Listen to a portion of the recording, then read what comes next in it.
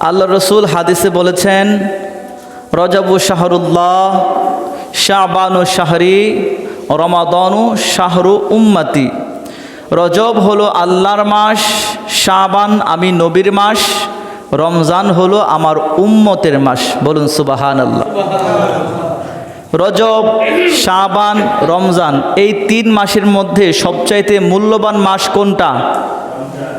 রমজান। জোরে বলেন, সবচাইতে মূল্যবান মাস কোনটা? আমরা কত বড় ভাগ্যবান, আমাদের নবী সাল্লাল্লাহু আলাইহি ওয়াসাল্লাম 3টা মাসের মধ্যে সবচাইতে মর্যাদাবান ফজিলতপূর্ণ যে মাসটা, সেই মাসটাই আমাদেরকে দিয়েছেন। সুবহানাল্লাহ। এজন্য আল্লাহর শুকরিয়া, নবীজির উপর অধিক হারে দরুদ পড়তে হয়। সম্মানিত হাজরিন, আমরা জানি এই মেরাজুন নবীর মাস, রজবের 27তম রজনীতে মেরাজুন নবী হয়েছে, আল্লাহর হাবিবের মেরাজ হয়েছে। এই যে মেরাজ হলো, কিছু শিক্ষা আছে না? মেরাজুন নবীর শিক্ষা যদি কোনো মুসলমান তার জীবনে বাস্তবায়ন করে, ওই মুসলমান কখনো পথভ্রষ্ট হতে পারে না। আল্লাহর নবীকে যখন আল্লাহ রব্বুল আলামিন মেরাজে দিচ্ছিলেন, মেরাজে যাওয়ার পথে বিভিন্ন ব্যক্তিদেরকে আল্লাহর নবী দেখেছেন, জান্নাত দেখেছেন, জাহান্নাম দেখেছেন।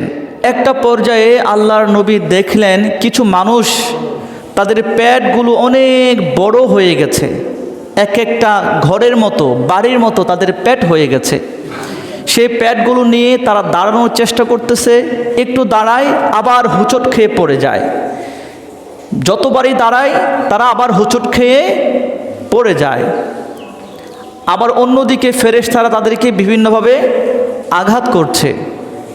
নবীজি দেখতে পেলেন কিছু মানুষ এই রাস্তা দিয়ে হেঁটে যাচ্ছে, দল বেঁধে বেঁধে কিছু মানুষ রাস্তা দিয়ে হেঁটে যায়।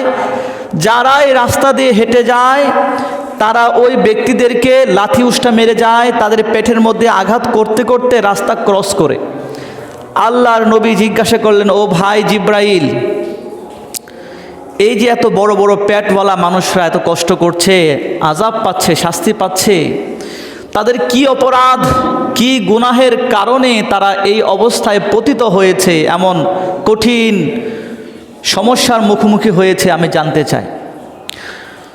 হযরত জিবরিল আমিন বললেন, ইয়া রাসূলুল্লাহ, ইয়া হাবিবাল্লাহ, নবী গো, এরা হচ্ছে ওই সমস্ত লোক, এরা হচ্ছে আপনার উম্মতের মধ্যে ওই সমস্ত ব্যক্তি যারা দুনিয়ায় থাকতে অ্যাভেলেবল সব সময় সুদ খেয়েছে।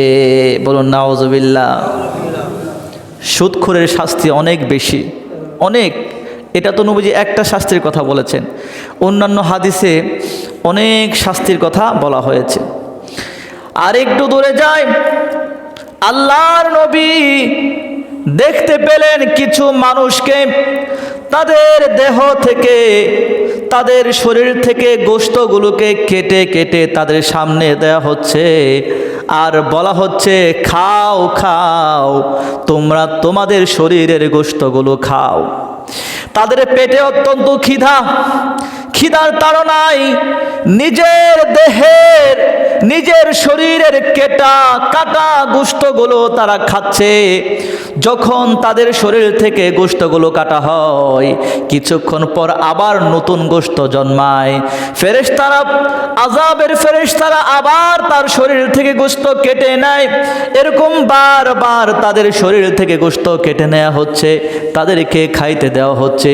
তারা বিকট চিৎকার করছে, অসহ্য যন্ত্রণায় কাতরাচ্ছে, কিন্তু ফেরেশতারা একটা মুহূর্তের জন্য তাদের শাস্তি বন্ধ করে না। বলুন নাউজুবিল্লাহ।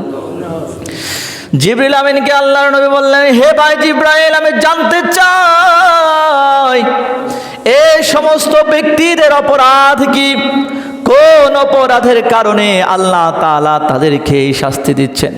আল্লাহর হাবিবকে জিবরিল আমিন বললেন, ইয়া রাসূলুল্লাহ, ইয়া হাবিবাল্লাহ, তারা হচ্ছে আপনার উম্মতদের মধ্যে ওই সমস্ত ব্যক্তি যারা অন্যের দোষ খুঁজত, অন্যের দোষ খুঁজে খুঁজে সমাজের মধ্যে ফিতনা ফাসাদ সৃষ্টি করত, মানুষের গীবত করত।